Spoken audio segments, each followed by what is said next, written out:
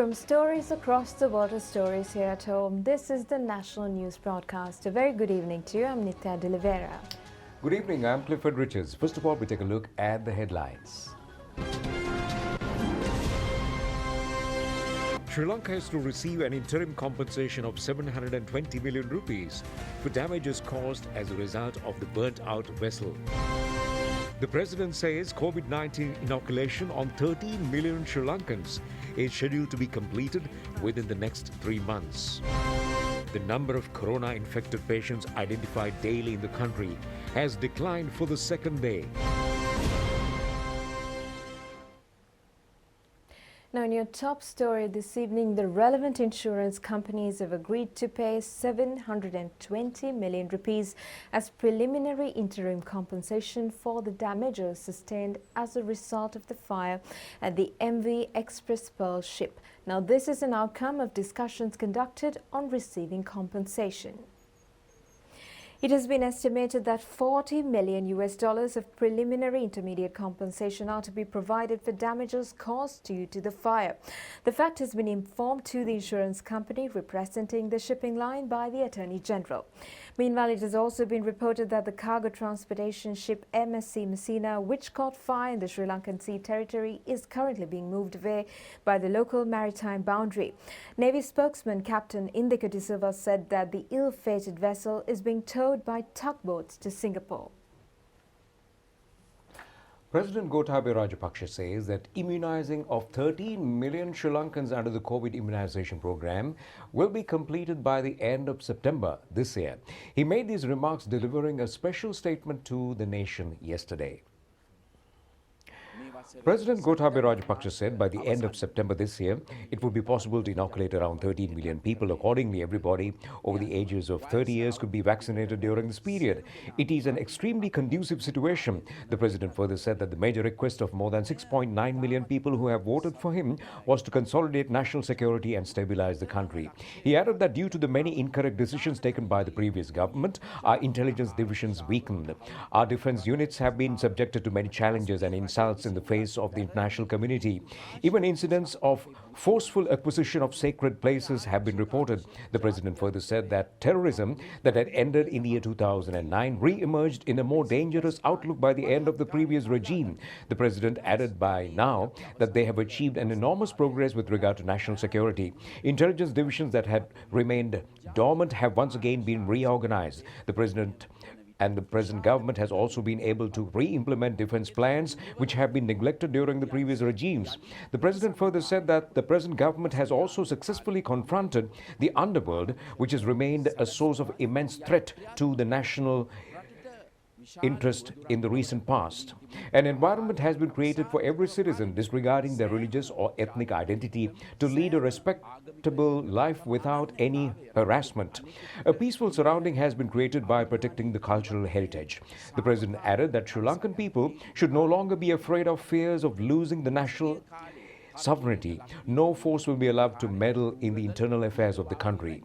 The present government was compelled to pay heavy loans installments. These debts have been repaid without causing any discredit to the country.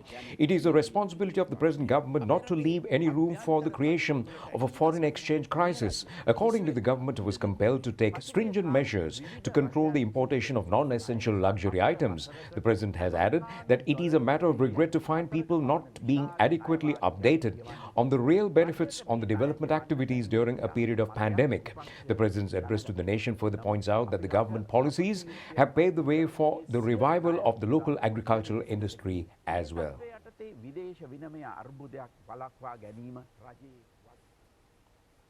Now, in the meantime, Minister Dr. Kehalia Rambukwala has expressed opinions regarding the President's address to the nation yesterday over the present situation in the country facing the global COVID-19 threat.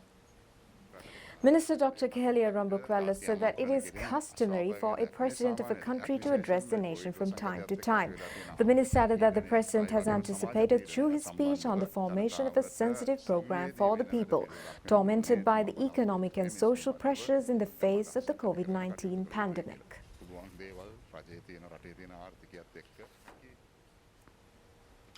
The government has taken measures to implement an extensive program to inoculate Sri Lankan citizens according to the quantities of vaccines received in the 3 months of July, August, and also September.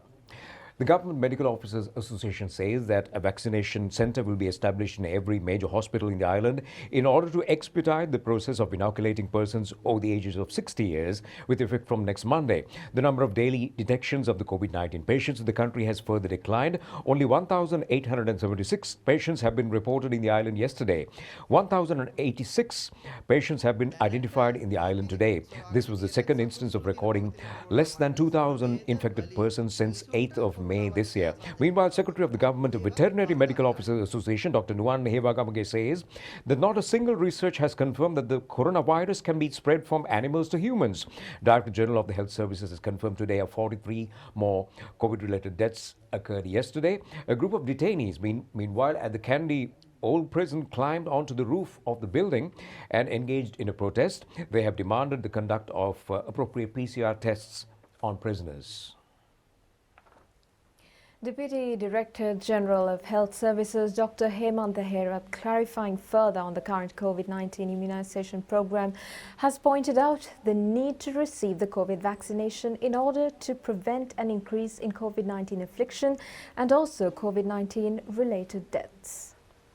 We have observed that the number of people who are coming to get the vaccination, especially those who are above 60, has not as expected, and we need to emphasize that most of the complications and the deaths reported after infecting with COVID-19 has been among the people who are above 60. Therefore, we always emphasize the fact that they, especially those who are above 60, need to get vaccinated as early as possible. However, especially during the past vaccination program carried out, especially in the Western province, we have seen that the number of persons who are coming to get the vaccine, those who are above 60, is not as expected, and this need to be corrected, or we need to make sure that all the people who are above 60 and those who are eligible to get the vaccine need to get this vaccination done. So therefore, we would like to urge or request the family members of the adults and the elderly people who are living, especially in Colombo and suburbs, and especially in Western province, to get their parents, elderly people, family members to the nearest immunization center during this weekend, so that you all are available, and make sure that they are getting the relevant vaccine doses, because that will be the only way to prevent any complications or deaths in case they get infected with COVID-19. Now, President Gotabaya Rajapaksa has venerated the sacred relics at the Sri Dalanda Maligawa in Kandy this afternoon. He was welcomed upon arrival by Diyavadana Nilame Pradeep Nilangadala.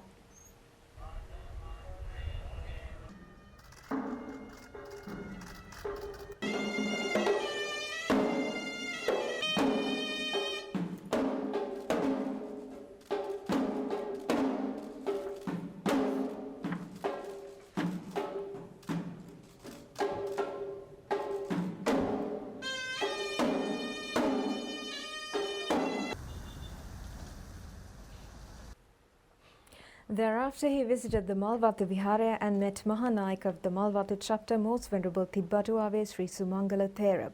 Later on, the President called on Anunaik of the Malvathu chapter, Venerable Dimbul Kumbure Vimala Dhamma Thera.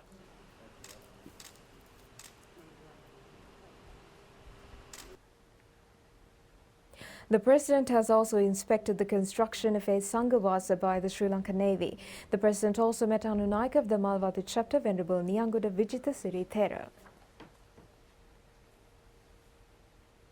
Well, that's it on the news. Thank you for watching, and good night. Good night.